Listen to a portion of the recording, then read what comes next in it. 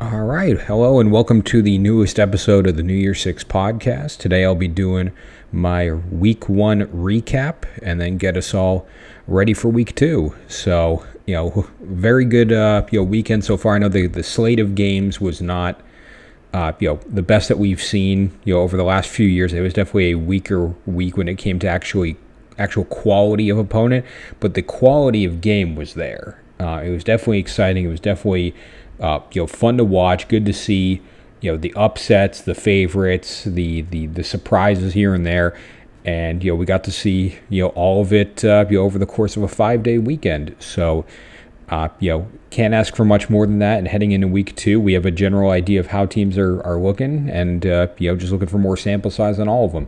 So what I'm going to do is just like my week one recap, just go conference by conference. Breeze through a quick little recap of each game. Conference player of the week on both offense and defense, and then now that every team has played one game, at least one game, I'm going to do an initial top 25 for the 2023 season. So let's kick it off, and we'll go with the American first. And I think fortunately for them, pretty good weekend. Tulsa taking care of business against their FCS opponent. No struggle there. Same with UAB, just knocking it out the park, and nothing really to report on there. Tulane with a in my eyes a good win against a tough South Alabama team. They showed up. They knew it was going to be a challenge, and they played them like they're ready to go back to the Cotton Bowl. So keep an eye on Tulane for this conference and potentially beyond. SMU, very similar result. Took it to task against Louisiana Tech. Louisiana Tech not at the same level as South Alabama, but still a good win for the program. Still, a pretty big exclamation point to start the year off. Temple in a close one, beating out Akron. I don't know if that's a good sign for both Temple or Akron, because neither of those teams are historically very good, but a win is a win, and you take your lumps when you get them, and on to week two. Charlotte taking care of business against their FCS school, a little bit closer than some of those other scores, so probably not going to be a great year for Charlotte, but again, a win is a win. FAU, new head coach, a little bit of energy in the program, and took care of business against their FCS school. So again, can they compete for the conference? Maybe not, but definitely things are better this year than they were a year ago, just based on one game alone. And Memphis doing the same, taking care of their FCS opponents. So generally speaking, the American did what they needed to do against the quality opponents that they had. So offensive player of the week, I'm going to go back to that Tulane win over South Alabama, and I got to give it up to Michael Pratt. 294 yards passing and 4 touchdowns, 39 yards rushing. There's a reason why Michael Pratt was such a coveted option in the transfer portal, and then him deciding to stay at Tulane, kind of threw a wrench in a lot of teams' plans. So, again, he showed up. He's balling out already, and he's doing it against the type of opponents that Tulane needs to be doing it against all year. Tough game this upcoming week against Ole Miss, but, Pratt showed up in week one, and that's all you can really ask for. So, Michael Pratt, you are the American Offensive Player of the Week for week one. On defense, I'm going to go over to that SMU win over Louisiana Tech, and I'm going to give it up to Corey Robertson. Big man had a pick six early on in that game. You love to see it. Love to see when the D line sticks their paw up, comes down with it, and hustles in for 6. That's the big one. Did have a half a sack, tackle for loss. So he's in there. He's doing what he needs to do. And he's making moves for SMU this year. So again, congratulations to Corey Robertson and Michael Pratt on their wins and their individual performances for their teams. So that kicks off where the American is at. Let's move over to the ACC. We'll try to knock these out. Wake Forest, handling their business against their FCS school. NC State challenged by UConn. So questions heading into week 2 for NC State. What are they going to look like for the rest of the year? And they got Notre Dame this week, so they better find some answers quick. Miami taking care of business against, the original Miami. So, looking at it from that perspective, Miami's looking pretty good right now and heading into a tough matchup on their end. Louisville, Georgia Tech was a very good game. Georgia Tech came out hot. They scored, I think, 28 points in the second quarter. Louisville had a nice second half surge to take over. So, credit to Louisville where they responded to that adversity. They didn't back down, and they got their first win of the season. Georgia Tech played very well in their own right, but just couldn't bring it together at the end. So I still don't know what the identity of both these teams are, just by virtue of Louisville should not have allowed such a wide margin to begin the game. Georgia Tech should have been able to hold on to such a lead. So I don't know how either of these teams are going to look personally, but for Louisville, you gotta hang your cap on it. It's a good win, and on to week 2. North Carolina with one of the most impressive wins of the weekend on their end. They shut down South Carolina. Everyone was talking about how Shane Beamer's the next guy. They should be in the top 25. Spencer Rattler is going to be a Heisman candidate. North Carolina just they did them dirty in week 1. It wasn't even particularly close. I know it's a 14-point win, but it certainly didn't feel that way. The defense was there. Drake May had a great game, and as far as I'm concerned, North Carolina is in the driver's seat for what looks to be a lot of the games they have coming up this year. So good on them for beating South Carolina. Pitt taking care of Wofford, no problem. Syracuse doing the same against Colgate. So just these FCS schools that you're supposed to beat up. Virginia Tech not losing to Old Dominion this year. Won fairly sizably. They won by, 19? I think that's the right math. So 19-point win against Old Dominion. That's the type of expectation that you have around the program. So maybe they're a little better this year than I had originally anticipated. FSU with the win of the weekend. This sucks so bad for me personally. Like, I don't want to see FSU win anything. I don't really want to see LSU win anything either. But in this case, it was one or the other. I'll take LSU, but FSU looks very, very good right now. It's scary to think, and I don't want to come to that realization. I hope they slip up along the way, but they're clearly in the driver's seat in the ACC heading into week 2. And part of that is, outside of their performance, especially in the second half where they brought it all together, part of why they're in the driver's seat is little Duke coming out of nowhere. And, they demolished Clemson. Like, I watched it last night, 21-point win. But, Clemson could just not get anything going offensively. The special teams were terrible. So, gotta give Duke credit. It was a thumping. Like, I don't think anyone expected Duke to win. I said Clemson would win in a close one. But I did not expect Duke to just come in and more or less thrash Clemson at home. So, at Duke's home. So, good on Duke. And, I know the AP rankings just came out. They are ranked. So, got to give them credit. They definitely earned it. Will they be in my top 25 rankings? We'll see. We'll be done with that. You'll be releasing that shortly. But offensive player of the week in the ACC. Going to go back to that FSU game. Got to give it up to Jordan Travis. 342 yards passing, 4 touchdowns. Did have a bad interception, but not enough to take away a 21-point win over a top 10 team. 38 yards rushing and a touchdown. He has far and away cemented himself in the Heisman conversation in week 1. He's going to be in your top 5 to 10. I'm not going to do a Heisman pick this early on because right now it's just going to be Caleb Williams until I see otherwise.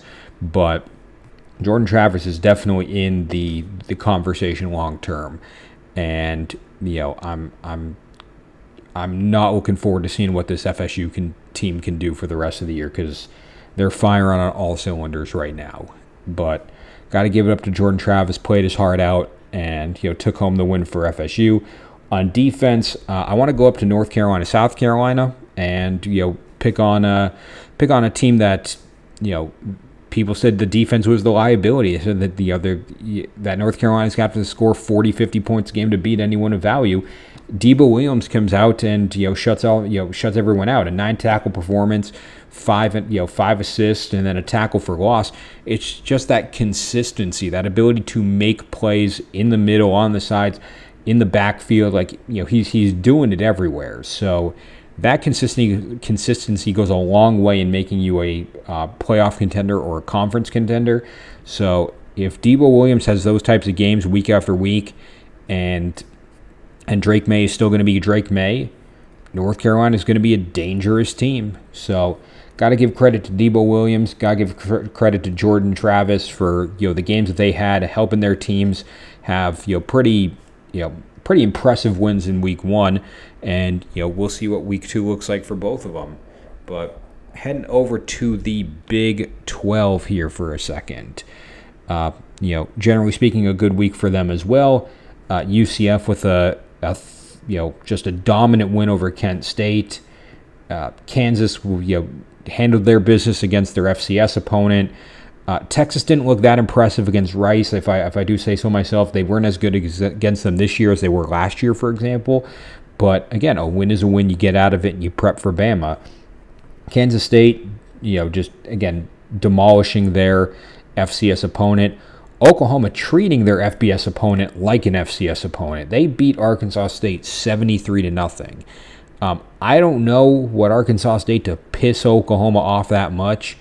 I know Butch Jones has pissed me off enough over the course of my life, so I like seeing it. But Oklahoma just came out and whipped them. I've never seen an Oklahoma offense quite like this.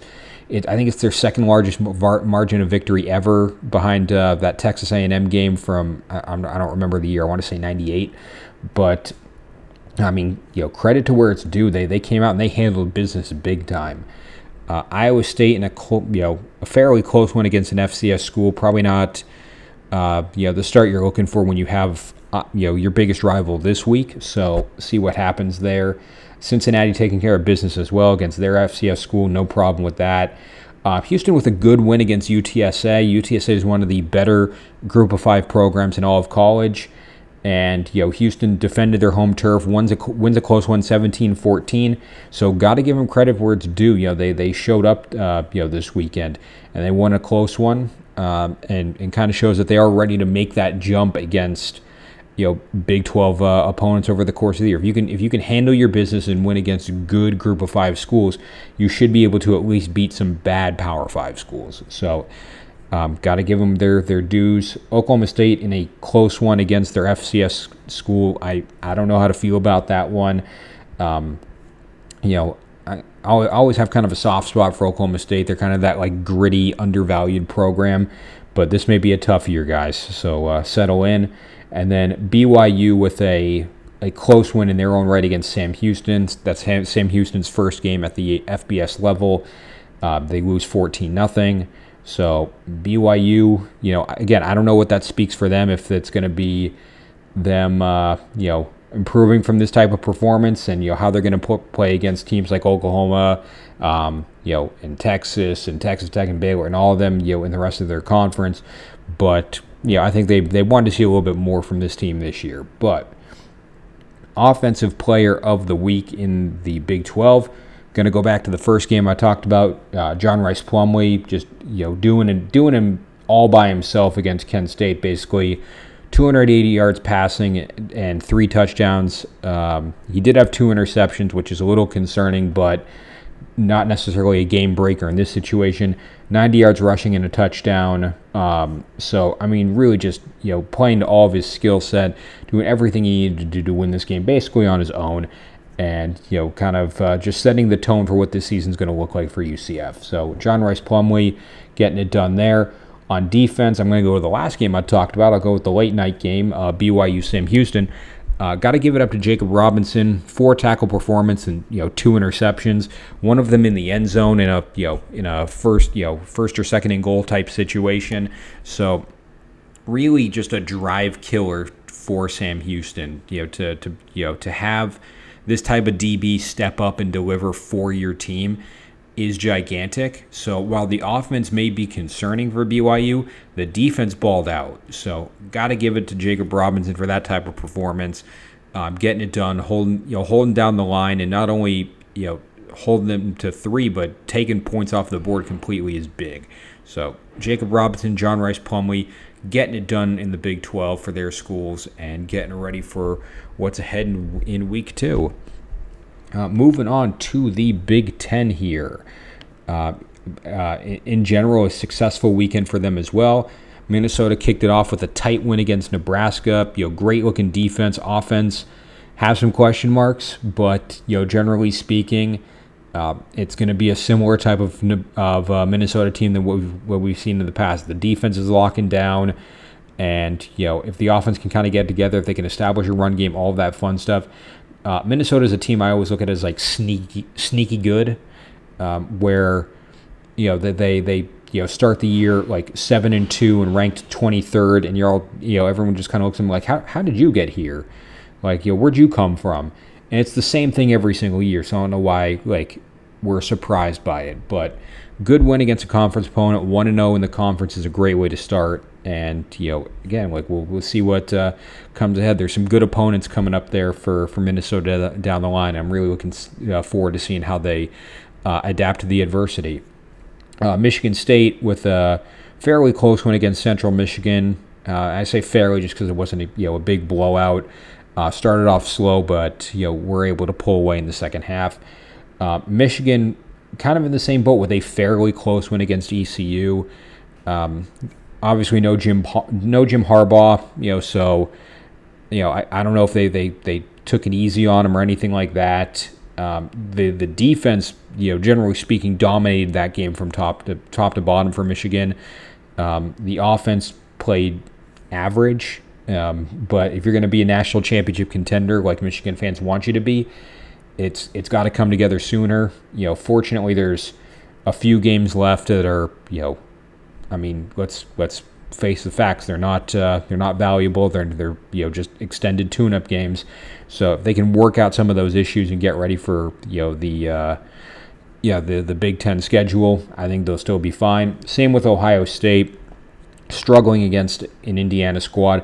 Defense is there, but the quarterback situation is not. You have all these great receivers, and it's just not there right now. So 23-3 over Indiana.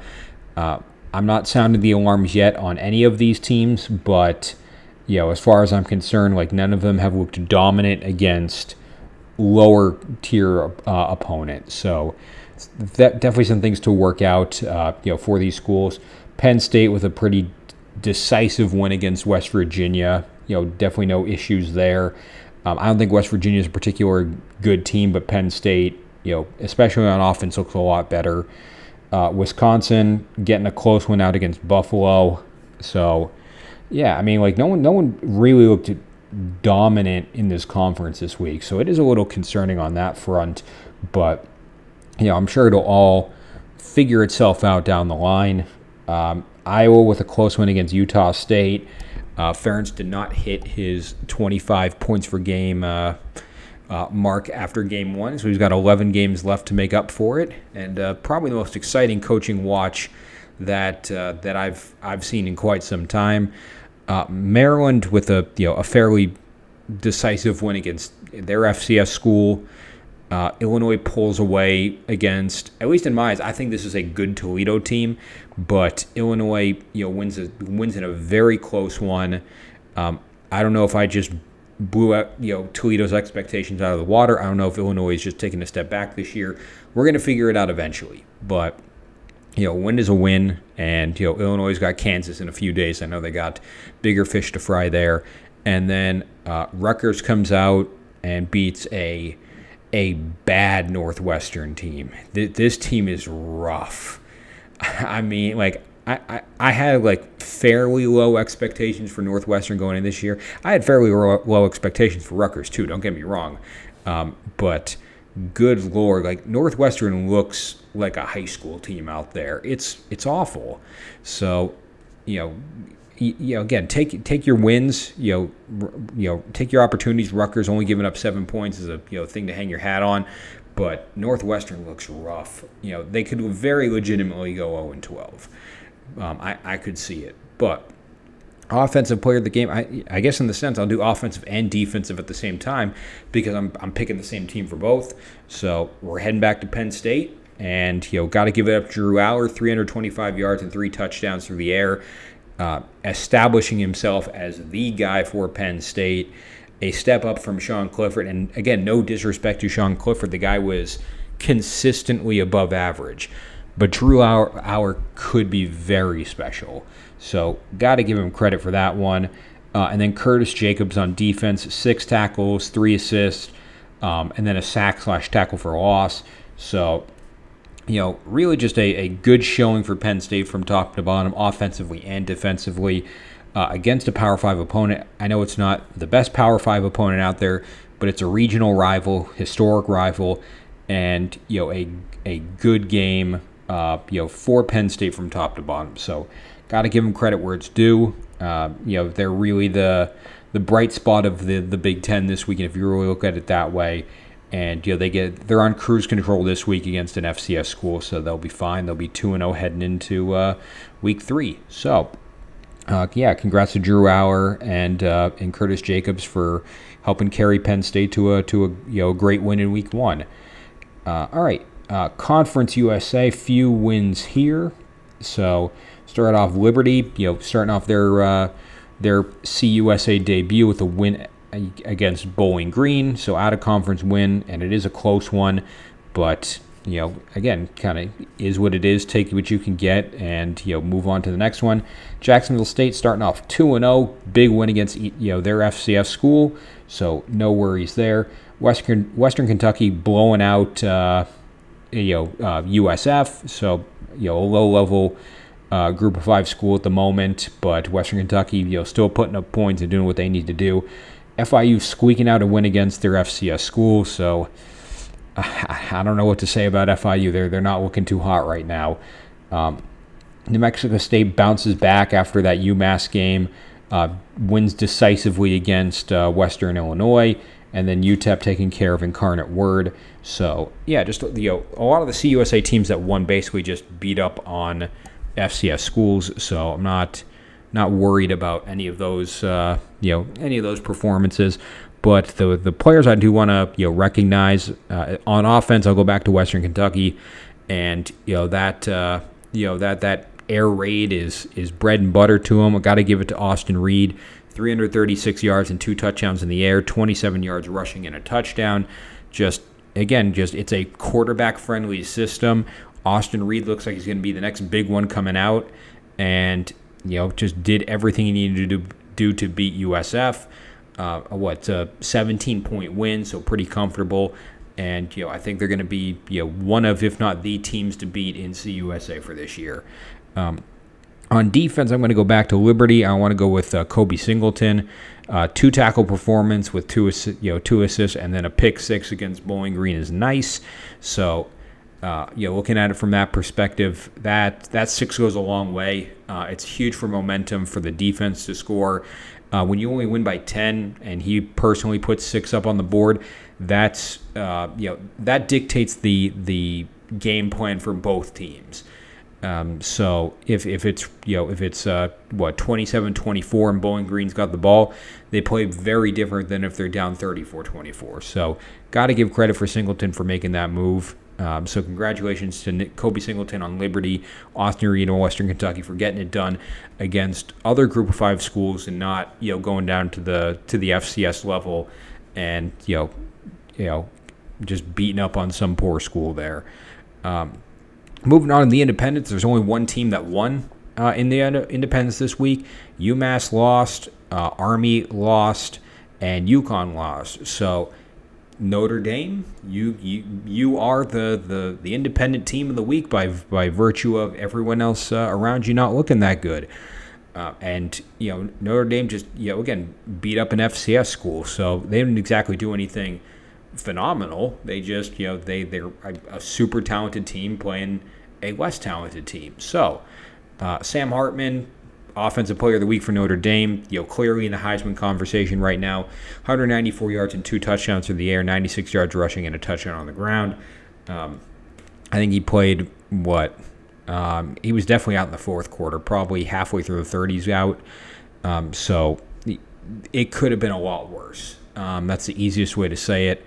And on the defensive side of the ball, I'm going to give it up to Clarence Lewis, who had a tackle, but most importantly a pick six. Definitely a crowd pleaser to get that type of play off. Because even if you take Sam Hartman out of the equation, if the offense had just gone out and taken a knee every single play, Clarence Lewis still wins this game for Notre Dame. That's the type of importance a play like that has. So, got to give it to Clarence Lewis, got to give it to Sam Hartman for getting it done. And, Notre Dame is 2-0 heading into, at least in my eyes, a good game against NC State this week. So, moving on to the MAC, not a whole lot of winners here this week. And the only ones that really did win beat up on FCS schools. Western Michigan in a fairly close one against an FCS squad. Eastern Michigan in a very close one against an FCS squad. So the two teams up there that did win didn't exactly look convincing when they did win. Northern Illinois with the win of the conference in week 1, upsetting Boston College. I know those fans up in Chestnut Hill are livid right now. Jeff Hafley is on that hot seat forever and always, and that is not the type of start you want to get. And then Ohio taking care of business against an FCS squad, bouncing back from their loss at San Diego State. So, offensive player of the week, I'm going to go to that Northern Illinois team. Going to go with Ontario Brown, 53 yards rushing and a rushing touchdown, and then a 7-yard touchdown receiving catch. So, again, those performances are the difference maker. You take them out of the equation, Boston College wins. So, got to give it to Ontario Brown for that. On defense, I'm doing a 3-way tie here, all on Northern Illinois. Again, quality of opponent is taken into consideration when I pick my players of the week. So I'm going to go with Deron Gilbert for a 3-tackle, 3-assist performance. Nate Valcarcel with a 2-tackle, 3-assist, tackle for loss performance. And Jacob Finley with a 4-tackle, 1-assist performance. But really the MO of the weekend is look at how Northern Illinois, shocked the world. So got to give them their credit, got to give them their dues because, again, no one else in the conference stepped up and beat their Power 5 school. Northern Illinois did. It doesn't matter that Boston College is a step behind Georgia or Kentucky or some of these other schools that that got played that weekend, but the way that I'm looking at it, Northern Illinois answered the bell. You play who's on your schedule, and Northern Illinois did it. So got to give them credit. And those 4 players: Ontario Brown, Deron Gilbert, Nate Valcarcel, and Jacob Finley are those X factors for Northern Illinois. So congrats on you all for getting it done and for starting off your season 1-0. Next up is Mountain West, another conference that didn't do great, just by virtue of the types of opponents that they ended up playing. But there's a couple of games we're going to get to that are very similar to that Northern Illinois squad there. And we'll kick it off. Fresno State starts off the Saturday slot with a win against Purdue on the it was on the road. It was up in Purdue. So you look at it that way, going into a hostile environment. I still am very high on Fresno State. I think they're the team to beat in Mountain West, and they just showed Purdue why they are. So Purdue, not off to a great start, but Fresno State getting it done. Air Force, demolishing their FCS squad. UNLV demolishing theirs. Lowell, Wyoming, shocking the world, beating Texas Tech in double overtime. I know if you watched my video on my Big 12 preview prediction, my top 25 prediction, all of that stuff, I'm very high on Texas Tech this year. I'm not high on them anymore. That is not a good way to start. So got to give it to Wyoming for getting that done, and then San Diego State with a close one against an FCS squad, so not looking too great. But offensive player of the week, I'm really going to focus on those wins against Power 5 schools. So I'm going to go with Eric Brooks out of Fresno State for a 9-catch, 170-yard, and 2-touchdown performance against Purdue. I mean, that's your difference maker there. That 10 catches or 9 catches against anyone is a day to celebrate. I don't care if it's I don't care if it's an FCS squad. I don't care if it's Purdue. It's a big day, and Brooks showed up. Brooks delivered for Fresno State this year, and that's all you can really ask for. And then defensively, I'm going to go with Wyoming. I'm going to go with Shea Suanoa. It's my best attempt at that one. 8 tackle performance, 4 assist, tackle for loss, and a pass defended. So really, that X factor on defense, just playing in the backfield, playing in the secondary, doing what he needed to do as a linebacker for this team to ensure that Wyoming has a chance to win, and they did win as a result of it. So, got to give credits to Suanoa, got to give credits to Brooks. Really as the two teams that are carrying the conference in week 1. So hats off to those two for their performances, and looking forward to watching them perform in the future. Now I'm going to go over to the Pac-12, the only undefeated conference at the Power 5 level. Technically 13-0 if you include week 0 like ESPN does. So, I mean, that's something to be said, that they beat everyone on their schedule. That's the type of performance you got to look for. And it doesn't matter if it's an FCS school or another Power 5 school. They did it all. So, with that in mind, kicking it off, the Thursday night slate, I don't want to talk about it. That's all I'm going to say. But, I mean, Utah they beat Florida, and Florida looked terrible, especially on offense, especially with the coaching and special teams. Florida looks bad, and I don't know what the answer is, but I'm not hanging up the season yet. I'm not saying it's over, but I mean, Florida needs major work over the course of this year if they're going to even get to a bowl game. I'm not trying to discredit Utah's win. Utah played the game that they need to play to win, but Florida looked rough. And I'm hoping over the course of this month we really see what type of team they are. Same with Utah. Utah's got a good schedule in their own right, but I really want to see what these teams end up looking like over the course of this month. Those first 5 games are really going to be what sets the tone for the year. Arizona State squeaks out a win against an FCS squad. Stanford looks all right against Hawaii. Wins a fairly close one there.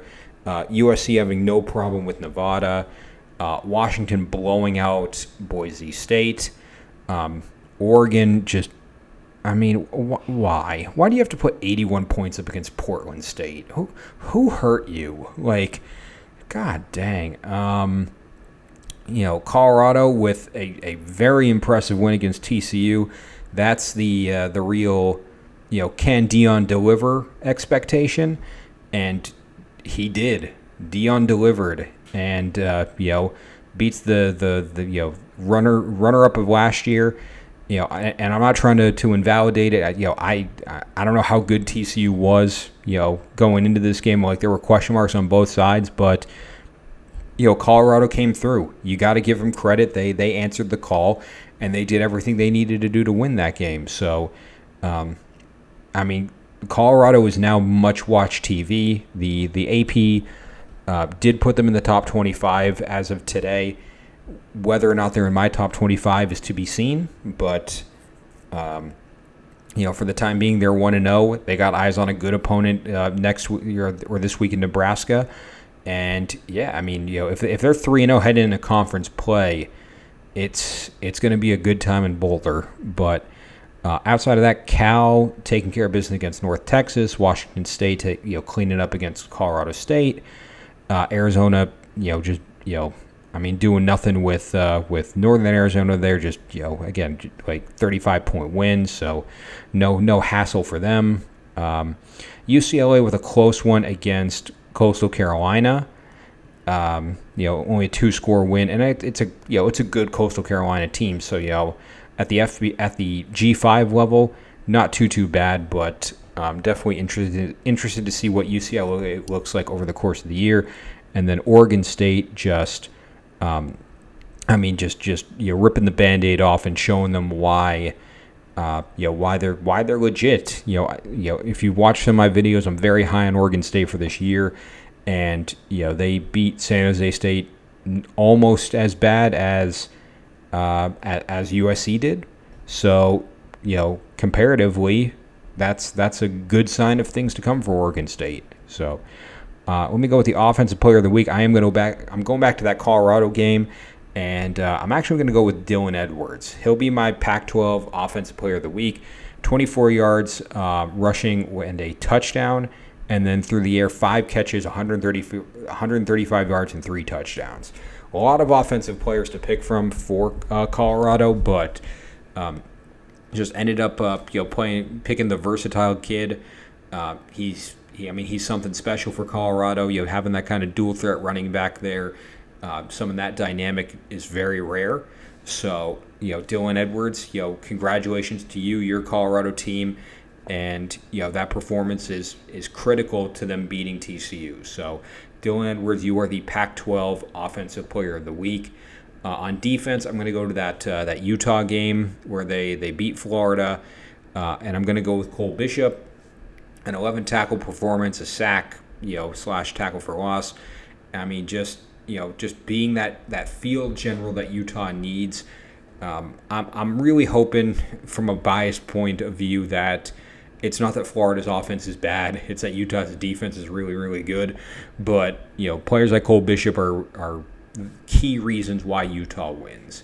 So got to give it up for Cole Bishop for defending his home turf, for shutting down Florida's offense, shutting down the run game, putting pressure on Graham Mertz there, and making it difficult for everyone. So Cole Bishop on Utah, Dylan Edwards on Colorado. You are the defensive and offensive players of the week for the Pac-12. Next up is the SEC. So a little bit of action there, a little bit of some wins there. But just kicking it off with Mizzou taking care of business against their FCS school. Georgia doing the same thing. Bama with a pretty large win against Middle Tennessee State. I did not expect 56-7, but Jalen Milroe looks a lot better than advertised. So got to give him credit for that. Tennessee doesn't miss a beat against Virginia. The offense is still clicking. Defense looked a little bit better. Again, I don't know how good this Virginia team is. The consensus right now is not very good. So. Is Tennessee's defense stepping up against a bad team, or are they good against everyone? Time will tell. Ole Miss just demolishing Mercer, Texas A&M demolishing New Mexico. We're seeing a lot of cupcakes in Week 1 for the SEC, and they didn't do well outside of their conference in the Power 5.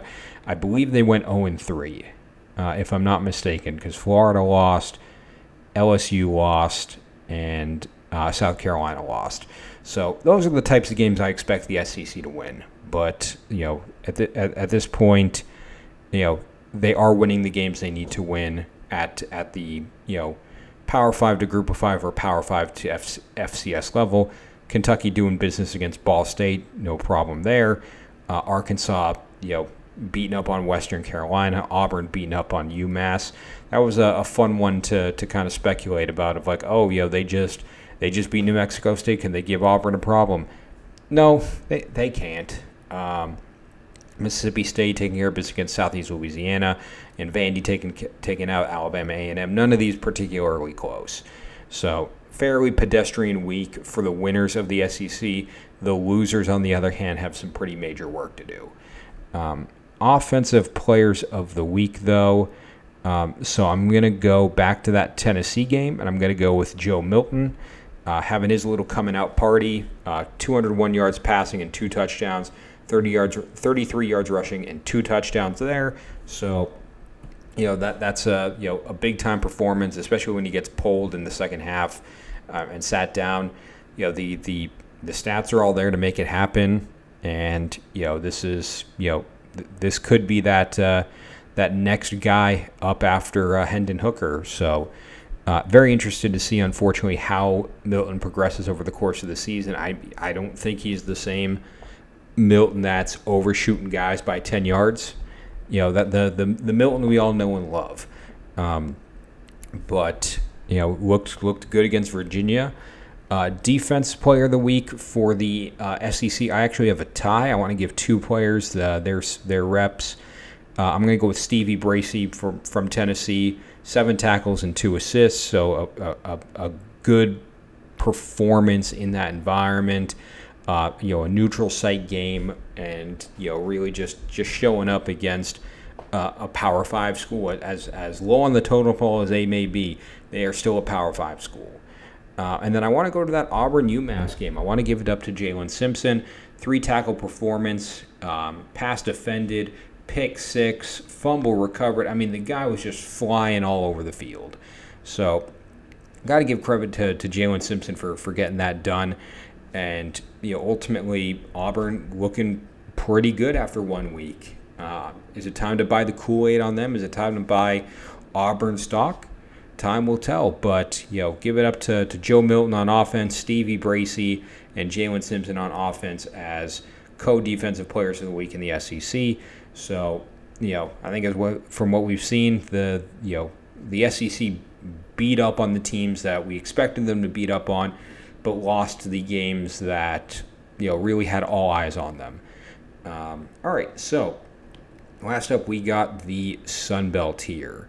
So quite a few wins on their part. Again, a lot of it being against FCS schools, but a win is a win. That's what matters. Georgia State winning a close one against Rhode Island. App State, really just taking care of business against Gardner-Webb. Georgia Southern blanking Citadel, so pretty big win on that part. James Madison taking out Bucknell, by a large amount. Marshall winning a close one against Albany. That is not the type of start I would want as a Marshall fan. I would expect a much larger win, so maybe there's some questions there to be had. UL Monroe picking up a win against Army, and I didn't expect UL Monroe to look good this year, but and I know it was a close win, but I got to give them credit. I didn't see this one coming, so UL Monroe with that, with a good win there.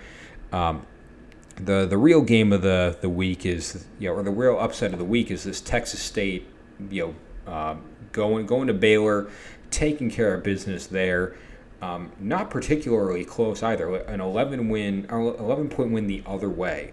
So Texas State is going to get their, they're going to have the offensive and defensive player of the week in a minute. But just finishing up the rest of the conference here, Southern Miss, taking care of Alcorn State, Troy in a fairly close one against Stephen F. Austin, but not too close, and Louisiana against Northwestern State. So the only teams that played and won against non-FCS schools are UL Monroe and Texas State. But Texas State's win against Baylor is a big boost for them. So offensive player of the week, I'm going to go TJ Finley, 298 yards passing, 3 touchdowns, 18 yards rushing and a touchdown that way. I mean, that's an X factor. That is the difference between that's the difference between winning and losing. That type of performance, if it doesn't come out of Texas State, they don't win. Just point blank. So got to give him credit, and TJ Finley showed up and played at the level that's expected of him. And then Brian Holloway on defense, 6 tackles, 2 assists, and a tackle for loss. So, I mean, Texas State did everything they needed to do to win this game. And they won pretty convincingly in their own right. It's affected my thoughts on Baylor across the board. Like, I'm not covering a preview. I'm not doing a preview video for Baylor Utah this week because of this type of performance. I'll still talk about the game later in the episode, but it's not getting its own video. Baylor needs to bounce back big because I have higher expectations for them. Same with Texas Tech. I'm not doing an Oregon-Texas Tech video because Texas Tech needs to clean up their act before they can even think about playing on the same field as Oregon. So those two squads got some real thinking to do, but this is not a Big 12 trashing part of the video. This is a celebrate Texas State and their first win over a Power 5 school. So congratulations to TJ Finley, Brian Holloway, and all of Texas State for getting that win and representing the Sun Belt right. So with that being said, I'll do my top 25, my first one of the year. Now, some of these are going to be a little bit of an overreaction or an overcorrection due to really the fact that, there weren't a lot of upsets at the quote-unquote top. I think there were only two top 25 teams that lost, right? LSU, Clemson, and TCU. There were three. So that being said, and LSU's was to FSU, so it's ranked v. ranked. So that being said, the majority of this is still widely reactionary. For me, this is going to change week to week, and you'll start to see something consistent from my end probably around week 4 or 5. But right now, I'm going to do top number 25. I'm looking at Kentucky. Again, I think this is a talented squad. I really am interested to see how this team comes together, especially over the first month when their schedule is a lot easier. But be on the lookout for this team and what they have in store for them. 24, I'm going to go with Kansas State. That the beatdown they threw out, they're still, again, very talented. Defending Big 12 champion, looking for more.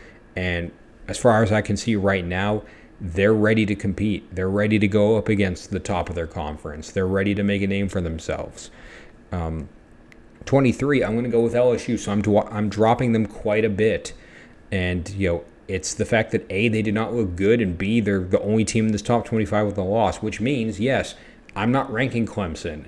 That Clemson team does not deserve to be ranked. I mean, they played terribly, but LSU has a lot of work to do. I'm not saying they don't have the talent to get it done, but they have quite a mountain to climb after this week. Will they do it? That's going to be up to the team. It's going to be up to the coaches. But as of right now, LSU, I think, is a top 25 team, but could easily fall out with a loss in the upcoming month. 22, I'm going to go Oregon State. Again, a very slept-on and underrated team. I'm going to keep them in that kind of slept-on, underrated category at 22 until the schedule kind of showcases that they're ready to rise to the occasion. 21, Wisconsin, kind of the same deal. Didn't love their performance against Buffalo this week, but they will have opportunities. They have Ohio State in October. That's going to be one to watch. All that, but for the time being, I'm going to keep Wisconsin at 21 until something otherwise happens. 20, I'm going to go Auburn, and this may be an overreaction or an overcorrection, but this Auburn team looks different. Maybe I'm too too far down that road, but I think this Auburn team could surprise some people. We'll see what it looks like for right now, but this is going to be a fun team to watch this year. 19, I'm going to go North Carolina. Good win against South Carolina, and I'm still going to keep them in that general kind of slept-on category until the world kind of crumbles around them. And what I mean by that is not that they're going to lose games, but more so as they continue to chug along, as they continue to win, and other teams ahead of them lose, they're going to keep soaring. It's going to happen. 18, this is more of a surprise pick for me, but I'm going Miami. Miami looks good right now. They have a tough task ahead of them with Texas A&M this week. And, if they win that, they'll definitely be in the AP top 25, but I'm going to try to get them a week early. I think they looked good against the real Miami, and, I'm ready to put them in these rankings, for the time being. 17, I'm going to stay in the state, and I'm going to go UCF. I mean, UCF in that 1 week, or in that one game, showed a ton of potential. And, that's where I'm at for the time being. I think UCF is a talented squad. I want to see what they can do against some high-level opponents. But, for the time being, I mean, Boise's going to be a bigger challenge than Kent State was. And if they can provide a similar result, they'll be in the top 25 in my eyes in the AP. But for right now, I'm going to try to jump the gun and put them there because I think they're a slept-on team, and I think they're a talented one. 16, I'm going with the Ags. I think again, I think Jimbo handing off the play calling was the correct move. The offense looks a lot better. The defense is put together, and again, it's New Mexico. It's not the greatest team of all time, but the way that I look at it, this Texas, whoever comes out with a win, Texas A&M versus Miami, whoever wins that game is gonna just soar. Miami has a very weak schedule in the ACC. Texas A&M is in the SEC West, the best division in college football. So, it's going to be a tale of two teams coming out of that game, and I'm really looking forward to watching it on Saturday.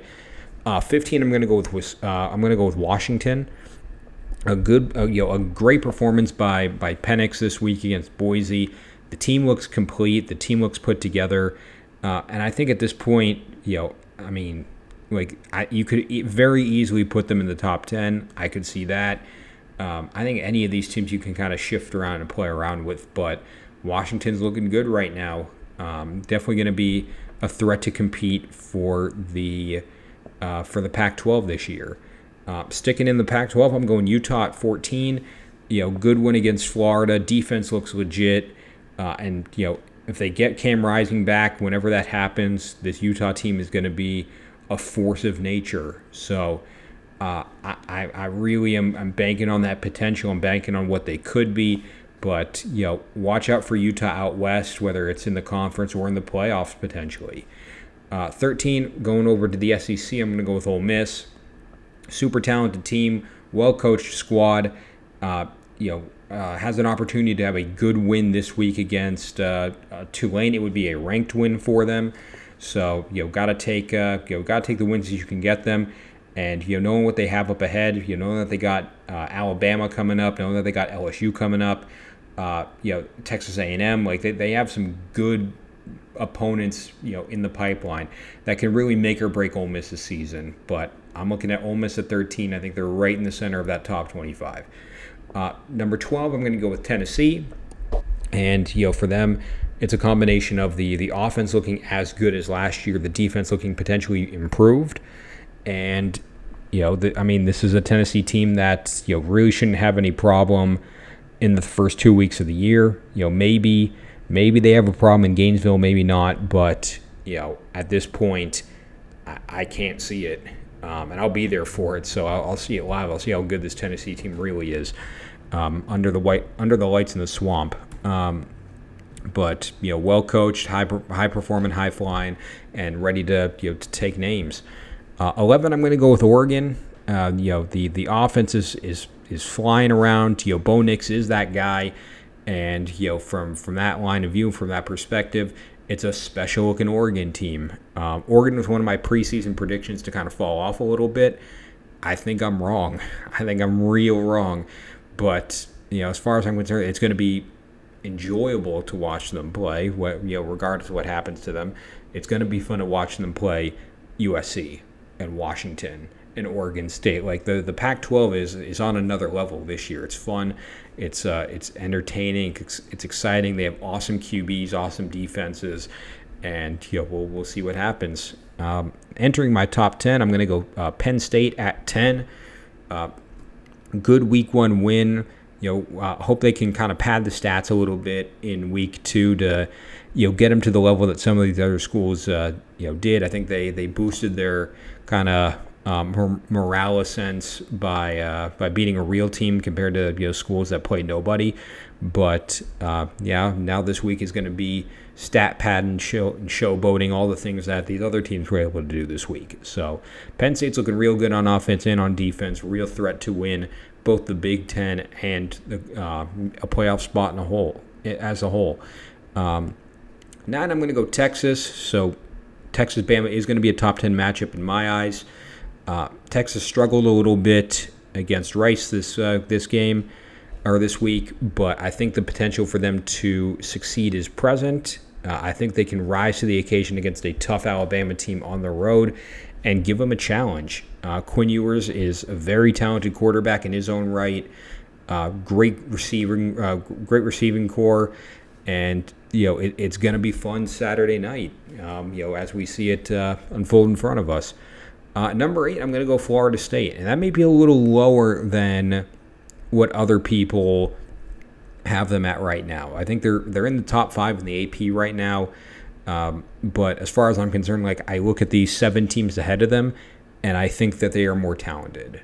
That's truly what it is. I look at the 7 teams ahead of them. They've either done more, consistently over the years than FSU has, or at least in my eyes, they've improved dramatically year over year to the point where I have them over FSU. So FSU at 8, not to discredit the good, the great win that they had against LSU. It's, at least in my eyes, it's the best win that any team has had so far. So I got to give them credit for that. But for right now, I'm going to keep FSU at 8 and kind of see how the season plays out, knowing that the ACC is not particularly good right now. So see what FSU does. 7, I'm going to go Michigan. I think Michigan has that talent on defense. I think the offense is put together.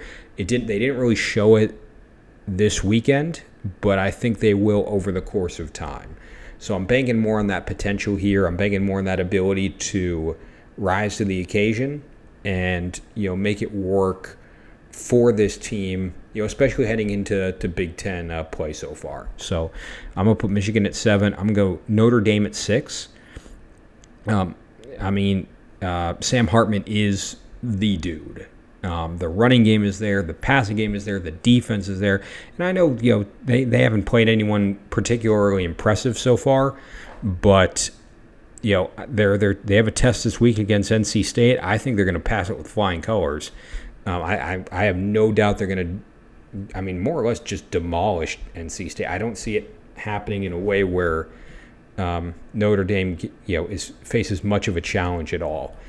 I'm going to go top 5 now. USC. Again, when you have Caleb Williams, you're in the top 5 until you lose. That's where I'm at with it. So, as far as I'm concerned here, they're the team to beat out west. They're a top 5 squad. They're athletic, they're talented, and they're ready to make a move. And until someone beats them, until someone tops them, they're going to probably be in that top 5 permanently. Number 4, I'm going Oklahoma. And, this is more of that preseason bias where I thought, this Oklahoma team, very, very good. They showed week 1 that offense and that defense are very, very good. Now it's against Arkansas State, so, pump the brakes a little bit. They could fall out of my top 5 with a lackluster performance against SMU this upcoming week. But Oklahoma, for me, it's a good-looking squad right now. So I'm taking Oklahoma at 4. I'm going to go Georgia at 3. And, your top 3 are all very interchangeable in my eyes, but I'm taking Georgia at 3. There's still a lot of talent that's lost. I have questions about the offense, but that defense is still dynamic. Their running game is still electric. So I got them at 3, and they can flip between 1 and 2 and 3 over the whole course of the year, as long as they stay undefeated. I'm going to go Ohio State at 2. Didn't look great in week 1. Doesn't mean they can't look great in week 2, week 3, week 4, and week 5. It's a very talented receiver room. It's a very talented running back room, defense. So all that put together, I have questions about the quarterback. I'm not gonna sit here and say that I don't, but it's a talented Ohio State team that I think can do a lot of damage this year. And number 1, at this point I haven't said them, so I feel like it's kind of obvious. It's Alabama. They at least in my eyes, they silenced quite a few doubters. They'll silence everyone if they beat Texas this week. But Milroe looked good. The defense looked good. Running game was there. Everything that you had questions about from this Bama team, for the most part, they were answered. I know the quality of opponent was low, but the performances were high. So that's the way I look at it. I think there's work to be done for all of these teams, but I'm taking Bama at 1 to close it out. So with that in mind, entering the final part of the episode here, I'm just going to breeze through to the best of my ability. Week 2 predictions. Now, 5 of these games are going to get their own video, so I'll skip those 5 games. But kicking us off Friday night is Illinois at Kansas. So if you haven't watched a preview video before, I just I tell you who the favorite is, what the betting total is, and then make a prediction on winner, score, and total, all that fun stuff. So Kansas is the favorite. They're favored by 3, and the total is 56. I'm going to just take the outright. I think Illinois beats Kansas on the road. I think they have a key road victory for this Illinois squad, and I think they win fairly comfortably. I'm going to say Illinois 38, Kansas 24. So from that perspective, it would be the over on 56, and when you take the outright win, you don't take the +3 or -3. You just go with the outright. So I think Illinois shows up as a pretty defining win for this program against an upstart Kansas team. I think they're going to be the ones to get it done this week. So moving on to the Saturday slate, Vanderbilt at Wake Forest. Wake Forest is the favorite. They're favored by 10.5, and the total is 57.5. I'm taking Wake Forest to win. I'm going to take Vandy to cover, and I'm going to take the under on 57.5. I think this is a trap game for Wake Forest. I didn't get a whole lot of faith in them coming out of that Elon game, so I'm going to go Wake Forest 30, Vandy 29. It's going to be a close one. It's going to be right at the buzzer, right at the wire, but Wake Forest, they will win just due to having more talent, but it's going to be closer than those fans would like to see. Next up is Ball State at Georgia. Georgia is the favorite, obviously. They are favored by 42.5 points, and the total is 52.5. I'm taking Georgia to win. I'm taking Georgia to cover, and I'm hitting the over on 52.5. I think this is going to be a blowout. Now, my model prediction, especially after week 1, when there's not a lot of data, it's hard to pinpoint an actual score, but I've got it 68-7 for Georgia. Now that's pretty massive if I do say so myself. So, do I think Georgia puts up 68 points? Maybe not, but, Oklahoma put up 73. Oregon put up, 81 or 83? So it's not impossible for this to happen. It's not impossible for them to just go out and demolish Ball State. Ball State is not a good team. So I think Georgia wins comfortably. I'm taking the over on 52.5 if I'm placing a bet. So that's the one I would hit if I am in your shoes there. I'm going to skip Notre Dame NC State for a separate video coming out later this week. I'll go to Utah Baylor. Utah is the favorite. They are favored by 7.5 points, and the total is 57.5 or 47.5. Excuse me. I'm going to take Utah to win. I'm going to take Utah to cover, and I'm taking the over on 47.5. So score prediction 33-21. I think this Baylor team does not bounce back, especially against this good-looking Utah squad.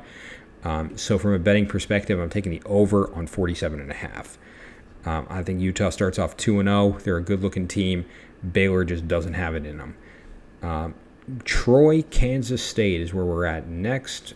Kansas State is the favorite. They're favored by 16.5, and the total is 50.5. I'm going to take Kansas State to win. I'm going to take Kansas State to cover, and I'm going to hit the over on 50.5. I think Kansas State they're going to beat the brakes off Troy. I'm going to say Kansas State 53, Troy 12. It's not going to be a close one. Kansas State is legit. And Troy's not a bad opponent by any way, shape, or form, but Kansas State is that next level squad. So I'm taking the Kansas State cover as a bet. I have them winning by 41, and then the over on 50.5. But Kansas State covering to me is the easy money there. Next up is Nebraska at Colorado. Colorado is the favorite. They are favored by 3 points, and the total is 59.5. I'm taking Nebraska to win outright. I'm not saying Colorado can't, but I think Nebraska wins in a close one, 29-26. That's the way I'm looking at it. So I'm taking the under on 59.5. I think it's going to be a little bit more lower scoring than last time. And from what I can see, it's a matter of Nebraska not having a good offense but having a fairly good defense. Colorado having a great offense but having a not so great defense. So it all kind of evens out to somewhere right around the middle. But I'm taking Nebraska to go into Boulder and and beat Colorado on their home turf. Next up is Purdue at Virginia Tech. Virginia Tech is the favorite. They are favored by 3 points, and the total is 50. I'm taking Virginia Tech to win. I'm taking Virginia Tech to cover, and I'm taking the over on the total there. So I think Virginia Tech wins, and I think they win fairly comfortably. I'm going to go 38-26 Virginia Tech. So I'm really liking the over on that 50. I think the offense kind of comes a little more alive for Virginia Tech this year or this week. Purdue's defense really let them down against Fresno State, and I think Virginia Tech steps up and takes advantage of it. So Vatech at home starts off the year 2-0. Next up is James Madison at Virginia. James Madison is the favorite. They are favored by 7 points, and the total is 40.5. I'm taking UVA outright. I'm taking Virginia to win. So, and I think they're kind of show up in their own unique way. I'm taking Virginia 34, James Madison 10. They're going to find a way to get it done. So, I think UVA defends home turf. It's their first game since their tragedy last fall. I think they come out motivated. I think Tony Elliott coaches them in a way to rebound from that hardship that they faced this week, and they beat a quality in-state opponent. So got to give them credit. I think Virginia is the move here, and the over on 40.5.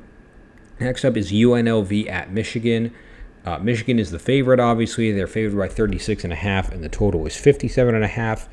I'm going to take Michigan to win, obviously.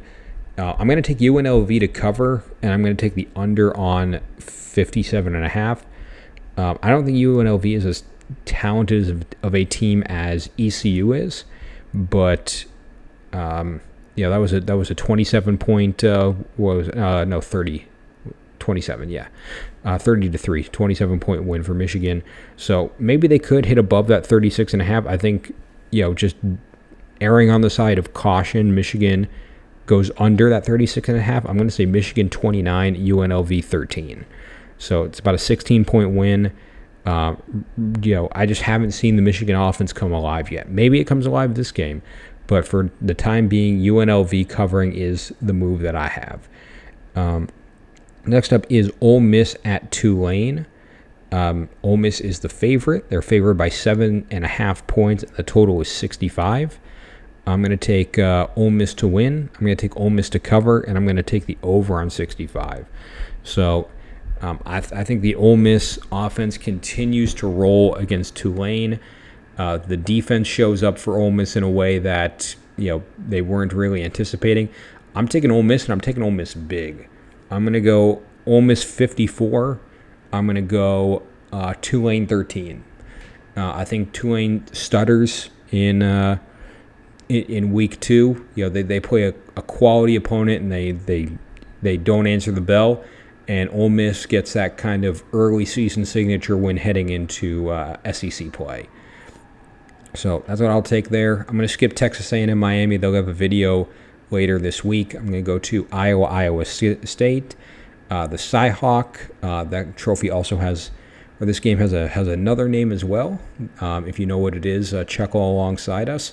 But Iowa is the favorite. They're favored by 3.5 points, and the total is 36. That is low. I'm taking Iowa State outright. I'm taking Iowa State. I'm taking the over on 36. I think Iowa State wins 22-17. Ferentz Watch is not going to be in a good place after this one, but I like Iowa State at home. I think they can defend their home turf, and Iowa's going to be looking for answers coming out of this game. So Iowa State, in a close one, this rivalry is always crazy. Whoever's favorite usually loses in some sort of weird way. Punting 15 times or something weird like that, 3-2, some nonsense, and that's what will likely happen for for this week. Next up is UTEP at Northwestern. UTEP is the favorite. They're favored by 1 point, and the total is 38.5. This is yikes. I am going to take Northwestern to win. And I know you're probably thinking to yourself, like, did you watch the same game that I watched? Yes, I did. I am taking the under on 38.5 because I don't think either of these offenses are all that spectacular. I don't think UTEP is a particularly talented team, and I think having to go up to Chicago is the advantage for Northwestern, just being able to stay home. And I'll take Northwestern in a close one. I'll give it 19-17, 2-point win. The offense will find a way to at least do enough. The defense, battens down the hatches a little bit for Northwestern, and they come away with a sloppy, hard-fought win. Next up is Western Michigan at Syracuse. Syracuse is the favorite. They're favored by 23.5, and the total is 50.5. I think Syracuse wins, and I got them winning big, way more than 23.5, and I'm going to hit the over on 55.5. So I think Syracuse puts up 50, and I'm going to Western Michigan will say 9. That's what my model has. I don't know how you get to 9. Maybe you miss an extra point, but Syracuse is going to demolish Western Michigan. It's going to be a little bit more of a step down than what they did against Colgate, but Western Michigan not particularly good. So I'm taking Syracuse. I'm taking Syracuse big, and they will hit the over on 55.5. This is a good Syracuse team. I almost put them in my top 25. I came very, very close, but for the time being, Syracuse will win, take care of business, and head into week 3 where they play Purdue, and they might be 3-0 when it's all said and done. But next up, Miami at UMass. Miami is the favorite. They're favored by 7 points, and the total is 44. I'm taking Miami to win. I am taking Miami to cover, and I am taking the over on 44. That is the bet to make. I'm taking Miami 33, UMass 24. So a 9-point win for Miami in their own right, and they really need it after the performance they had this week. They need a nice, comfortable win, even if it's on the road. And I think they get. I don't know if it's a comfortable win, but it is a win. I think they get it. They go rolling heading into the next week, and ready to make some moves. But next up is Texas State at UTSA.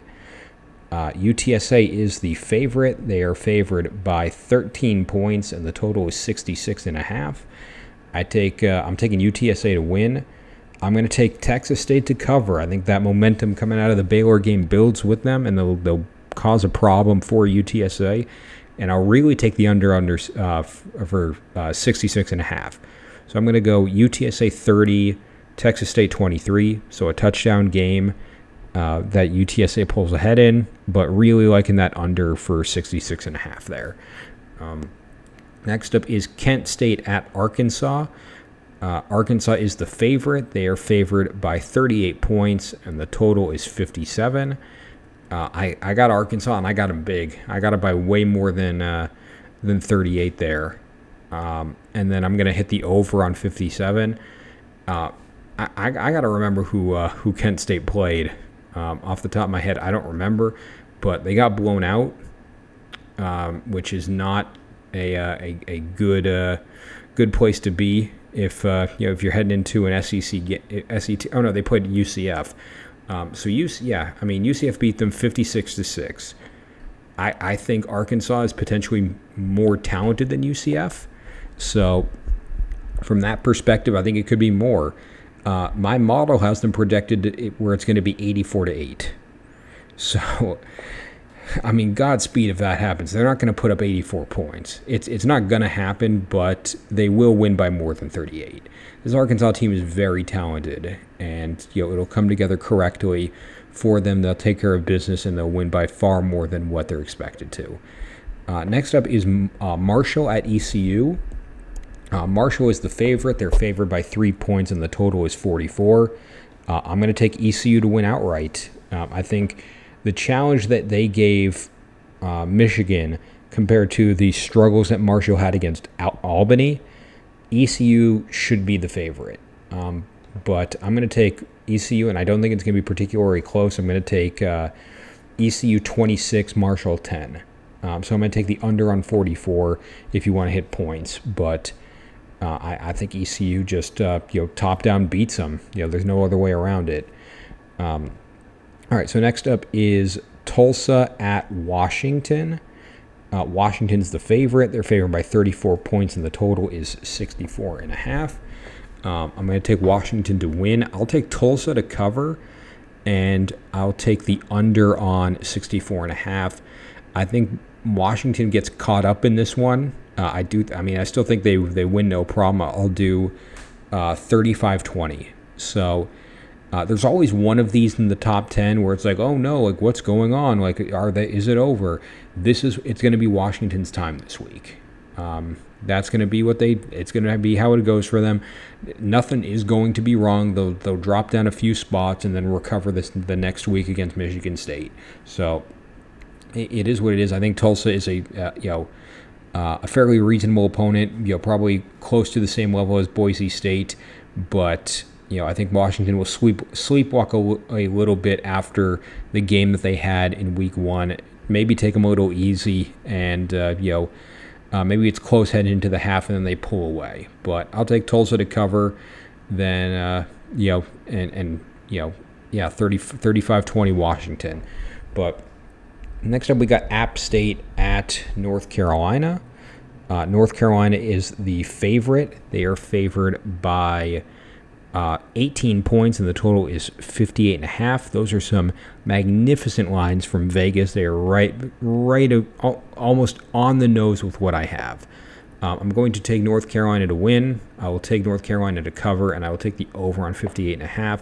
I got North Carolina 40, App State 20. So 60 is a point and a half.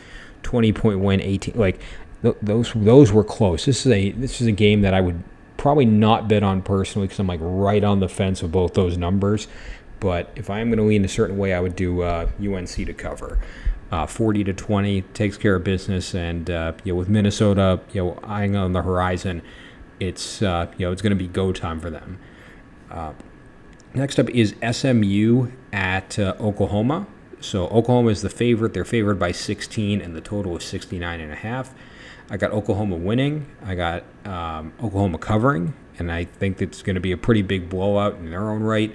And I'm going to go under on 69.5. So I'm going to go Oklahoma 51, SMU 9. So that's a 60? 51. Yeah, it's a 60 point.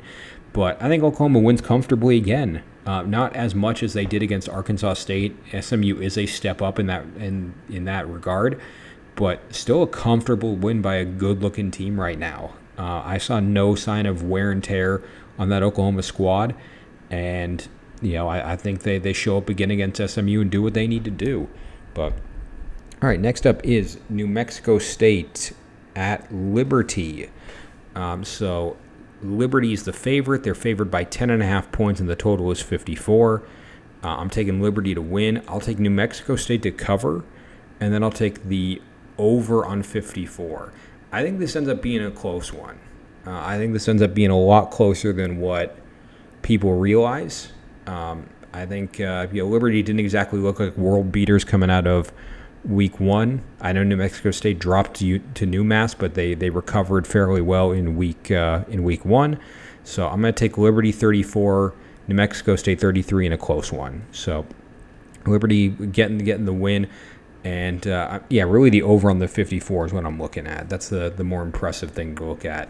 So other than that, moving on is UAB at Georgia Southern.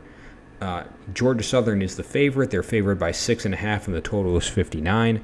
I'm taking Georgia Southern to win. I'm taking UAB to cover, and I'm taking the under on 59. I think this is going to be a close, low-scoring game. I got Georgia Southern 20, UAB 18. So I really like that under on 59. That's the bet I'm looking to make, and I think it comes together nicely, for these teams. It's going to be a hard-fought, back-and-forth game that Georgia State or that Georgia Southern ekes out at the end. Next up is Ohio at FAU. FAU is the favorite. They're favored by 5 points, and the total is 59. I'm taking FAU wins. I'm taking FAU covers, and I'm going the under on 59. So, and that's where I'm really leaning right now. I'm going to go FAU 29, Ohio 20, 9-point win for FAU. But really liking that under on 59. That's where, that's where I think it comes alive. I know FAU's offense looked, pretty good, this past week, but I want to see what they do against an FBS school. They did that against Monmouth. So I think the offense maybe takes a step back against an Ohio defense that's fairly good in their own right. So I think the under is the way to go on 59 there. So next up is Louisiana at Old Dominion. Louisiana is the favorite. They're favored by 6.5, and the total is 50. I'm taking Louisiana to win. I'm taking Louisiana to cover, and I'm taking the over on 50 there. And I think Louisiana wins pretty comfortably. I'm saying 37-15. So just a beat down of Old Dominion. I don't think Old Dominion is particularly good right now, and Louisiana capitalizes on that in a pretty big fashion in their own right. So Louisiana wins this one, and I don't think it's particularly close. Next up is North Texas at FIU. So North Texas is the favorite. They're favored by 12.5 points, and the total is 52.5. This is going to sound crazy. I'm taking FIU to win outright, and I think they do it in pretty big fashion. I know FIU is terrible.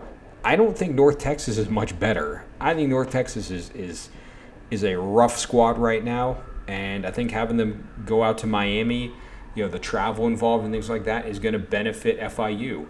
I'm going to take FIU 37, North Texas 20. I think they put it together, and FIU comes away with a pretty big win to bounce back after last week's struggle win. So FIU outright, huge payout if it's right, but it's one of those favorite picks of mine. So I'm going to skip Cincinnati Pitt. I'm going to do a video for that one, and I'm going to skip Texas Alabama. I'm going to do a video for that one. So those two are going to come up in their own separate time. I'm going to do Oregon at Texas Tech. So Oregon's the favorite. They're favored by 6.5 points, and the total is 66.5. I'm taking Oregon to win. I'm taking Oregon to cover, and I'm going over on 66.5. Really just going off the momentum of last week. We know that the offense is there for Oregon, and I expect more of it this week. I'm going to go Oregon 58, Texas Tech 20. I think they go into Lubbock and they take their lunch money. It's over. I think this Oregon team is incredibly talented on both offense and defense. It's going to be hard for Texas Tech to get the ball moving.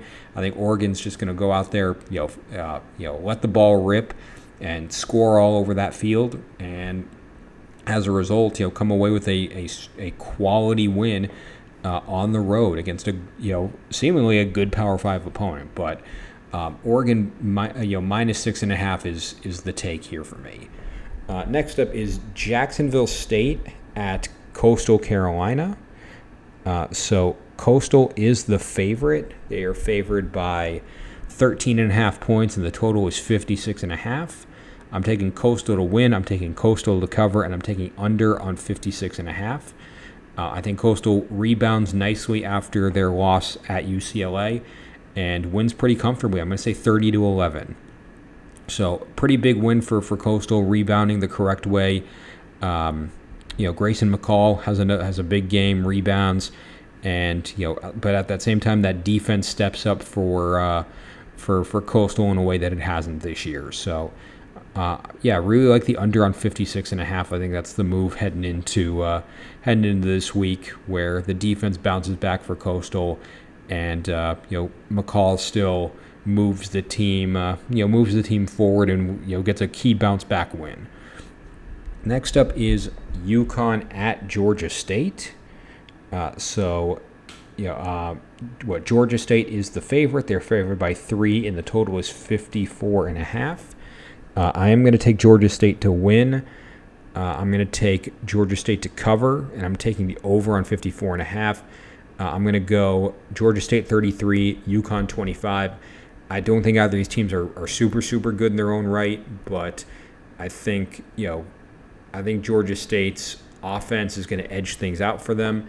I think UConn's offense isn't that great based on what we've seen so far, but it could work out in the sense that Georgia State's defense isn't that great based on what we've seen so far. So a little bit up in the air, but I like Georgia State to cover, being at home. I think it's going to help them out, make it a big help for them, and I think they walk out of that game with a win against a in a sense an okay Group of 5 program in a sense. Next up is Middle Tennessee at Mizzou. So Middle Tennessee at Mizzou. Mizzou is the favorite. They're favored by 20.5, and the total is 47.5. I'm going to take Mizzou to win. I'm going to take Mizzou to cover, and I'm taking the over on 47.5. Unfortunately, this is due to the fact that MTSU played Bama last week, so this model does not like them right now. Mizzou had a reasonable game against an FCS school. I think it was South Dakota. So the model has it right now. Mizzou puts up 74, and Middle Tennessee puts up 7. Now that 7 could happen. That 7 is a real possibility, but a 74-point game out of Mizzou is not happening. So I still think they win very comfortably, but it's not going to be by 67 or whatever, or 66, whatever it ends up being. So Mizzou wins, and I think they win big. Probably just not as big as what Bama did against MTSU last week, but more than 20.5. So that's the way I'm looking at it. Next up is UCF at Boise State. UCF is the favorite. They're favored by 3.5 points, and the total is 58.5. I'm picking UCF to win, UCF to cover, and the over on 58.5. This is another example of the model hating teams that get blown out by Power 5 squads in Week 1. So the model has it where UCF puts up 84 and Boise puts up 8. Now, I don't think UCF is going to put up 84 points, but I do think they win comfortably by much more than 3.5. I think UCF should be ranked in the top 25. The reason they're not is just lack of brand. They're not Ohio State or Michigan or any of those brands that automatically get put in the top 25. So UCF's going to be on the outside looking in, but I think they take care of business against a Boise State team, and if they do it by a reasonable margin, they do it by roughly what Washington did, there is a legitimate argument to put them in the top 25. So that's the way I look at it. Next up is Houston at Rice. So Houston is the favorite. They're favored by 9.5, and the total is 52. I'm taking Houston to win, Houston to cover, and the over on 52. Another ordeal of Rice getting blown out by Texas. So I have it Houston 46, Rice 10. So that would be interesting because that would mean Houston wins. Houston beat Rice by more than Texas did, which I don't know if that ends up being the case, but I think it's more than the 10 points that they're given right now. So I'm going to give it to Houston. I think they take care of business. They win comfortably, and that's the bet I would make. Next up is Memphis at Arkansas State. Memphis is the favorite. They're favored by 21.5 points, and the total is 58.5. I have Memphis winning. I have them covering, and the total I'm going to hit over on. Another example of Arkansas State getting blown out by Oklahoma and it impacting the model. I'm going to say Memphis 65, Arkansas 7. I don't think it's going to be necessarily that big, but Memphis is going to blow out Arkansas State. It's not going to be close. So, Memphis is, at least in my eyes, a very talented team. Arkansas State looks terrible, and Memphis is going to take care of business on the road, on the road, at home, or on the moon. I don't care. They're going to beat this Arkansas State team. Next up is Wisconsin at Washington State. So Wisconsin is the favorite. They are favored by 6.5 points, and the total is 58.5. I'm going to take Wisconsin to win. Washington State will cover, and then I'm going to hit the over on 58.5. That's the one I actually like a little bit more. I'm going to take Wisconsin 34, Washington State 31. So field goal win for Wisconsin on the road. But again, I like that over on 58.5. I think the offense will show up a little bit more. Washington State has an offense already established. Cam Ward is impressive as a quarterback in that system. Wisconsin, figuring out how to use Tanner Mordecai, how to adjust the offense, and they have a good opponent to make that happen. But I'm going to take Wisconsin in a close one, but really the over on 58.5. Next up is Charlotte at Maryland. So Maryland is the favorite. They're favored by 25, and the total is 52. I'm taking Maryland to win. I am taking Charlotte to cover, and I'm taking the under on 52, and that's the real bet I'm leaning towards. I'm going to say Maryland 22, Charlotte 9. I think Maryland takes a little bit of a step back going from Towson to Charlotte. I think Charlotte, in a sense, takes a step back coming up and losing to Maryland. But I didn't see anything from Maryland, this past week that showcased that they're ready to start blowing people out. So 25 is a big margin, but I haven't seen the offense come together yet. 38 points against Towson is okay. I would expect that to be lower against Charlotte. So I'm really focused on hitting the under on 52. That's the line that I'm really interested in taking. So next up is Eastern Michigan at Minnesota. So Minnesota is the favorite. They're favored by 20.5, and the total is 48. So I'm taking Minnesota to win. I'm taking Eastern Michigan to cover, and I'm taking the under on 48. So that's the real one that I'm leaning towards. I'm going to say Minnesota 30, Eastern Michigan 13. So it looks like Minnesota is going to find their offense a little bit more, at least in my eyes. Defense will still be there, giving up a little bit more than Nebraska, but I think it's going to be due to second teams coming in and getting some garbage time there. But under 48 is what I like at the moment. I think it's the one that works best at this current time. So take the under on 48 if you're picking something for that game. Next up is Arizona at Mississippi State. So Mississippi State is the favorite. They're favored by 9.5, and the total is 60. I'm taking Mississippi State to win. I'm taking Arizona to cover, and I'm taking the under on 60. I really like the under on 60. I think both these teams played well in their first games, and it's a matter of just kind of each team needed to figure out their identity for the rest of the year. I'm taking Mississippi State 26, Arizona 23, so field goal win for Mississippi State at home, and really the under is what I like. I think it's going to be a hard-fought game. I think it's going to be driving the field. And I think these clock rules end up favoring unders a lot more than they do overs. There's less game time for these teams to drop plays and less time for them to score. So those unders go a long way in making that happen. But taking Mississippi State to win in a close one, but I like the under on 60. Next up is Temple at Rutgers. So Rutgers is the favorite. They're favored by 9, and the total is 44. I'm taking Rutgers to win. I am taking Rutgers to cover, and I'm taking the under on 44. I don't think this one's going to be particularly close. I'm going to say 33-10 Rutgers. Rutgers took care of business against a lackluster Northwestern team. Temple looked not good against a not good Akron team. So from that perspective, I think Rutgers should be able to knock this out of the park with a pretty sizable win. So far more than the 9 we've been given. So that's what I'm leaning towards at the moment. Next up is UCLA at San Diego State. UCLA is the favorite. They're favored by 13.5, and the total is 49. I'm taking UCLA to win. I'm taking UCLA to cover.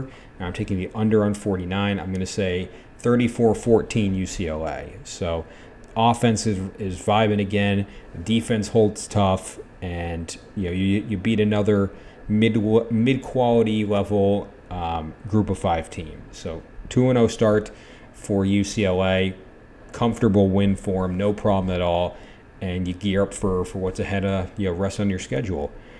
Next up is Air Force at Sam Houston. So actually going on where I believe this is a neutral site, if I'm not mistaken, but I could be wrong. But it's not in Colorado. I know it's somewhere in Texas. So Air Force is the favored by 15 points. Total is 37.5. I'm taking Air Force to win. I'm taking Air Force to cover, and I'm taking the under on 37.5. I'm saying Air Force 28, and then the model has Sam Houston at 4. So I can't. It's technically 3.5. So if you want to say 3, I can live with it. But I don't think I think Air Force is going to have no problem with Sam Houston. So I'm taking Air Force to cover. That's the big one. Not a whole lot of points being scored just due to I don't know what type of offense Sam Houston has. They scored nothing against BYU. Air Force has a lockdown defense. They were able to score. And, I think Sam Houston does have a semblance of a defense. So, maybe that wears down Air Force a little bit. But ultimately, Air Force pulls away, and it's not even going to be a close one. Last few here. There's 3 more. So I got Southern Miss at FSU. So FSU is the favorite. They're favored by 31 points, and the total is 53. I got FSU winning. I'm going to take Southern Miss to cover, and I'm going to hit the over on 53. But I like Southern Miss covering here. I don't think Southern Miss is a bad squad in a sense. I think they won their first game pretty comfortably, as did FSU in their own right. But I think FSU is going to, in a sense, sleepwalk a little bit through this game. I'm going to take FSU 37, Southern Miss 22. So by a closer margin than what LSU did, which I think is going to be funny. But I think a 31-point win is going to be, in a sense, a little tougher for FSU. I'm going to take Southern Miss to cover. I'm thinking they can go on the road and at least disrupt some plans for FSU. It always happens to a couple of these top 10, top 15 teams every week. I said Washington earlier was going to happen to them. I think it's going to happen to FSU as well, coming off a big win. Next up is Stanford at USC. USC is the favored by 29.5, and the total is 68.5. I'm picking USC to win. I'm going to take Stanford to cover, and then I'm going to hit the over on 68.5. The offense is still going to be cooking. I'm going to say USC 43, Stanford 29. So, again, it's going to be a matter of USC has no defense. It's going to be a matter of, they can't get a stop. They're going to be, playing kind of, ball for ball or possession for possession, at least until the second half when USC pulls away. But I think Stanford's going to give them a challenge. Stanford tends to challenge teams in their conference and, be part of that Pac-12 cannibalization process. And while they won't pull out the full victory this week, they are going to, give USC some troubles and, create some headlines for them. I'm going to skip Auburn Cal. I'm going to give that its own video. I think that's a sneaky good game, that night game there. And next up is Oklahoma State at Arizona State, the last game on the list here. So Oklahoma State is the favorite. They're favored by 3.5 points, and the total is 52.5. I'm going to take Oklahoma State to win. I'm going to take Oklahoma State to cover, and I'm going to hit the under on 52.5. Arizona State is not looking so hot to start off the season. Oklahoma State didn't look that great in their own right either. So it's going to be, at least in my eyes, the defenses that come to play. I think it's a little bit easier for them to rise to the occasion than it is for the offenses. And, final score prediction is Oklahoma State 24, Arizona State 19. So 5-point win for Oklahoma State on the road, and, going back to Stillwater 5-0, or no, not 5-0, 5-point win, 2-0. So, at least that's what I'm seeing. I don't think either of these teams are that spectacular so far, so it could go either way. It's going to be a close one, but I'm taking OK State on the road. But really, the defenses come to shine as the under is the way to move here. So that concludes this week's episode of the New Year's 6 podcast. I will be releasing preview videos for the previously mentioned games over the course of the week. First one will be out later is Notre Dame at NC State, so be on the lookout for that one. Give me your thoughts on your team this week, if they're playing, who they're playing, what you think, who you think is good, who's struggling, all that fun stuff. And yeah, thank you all for your time. We'll, looking forward to, these next videos coming up, and looking forward to another exciting week of college football.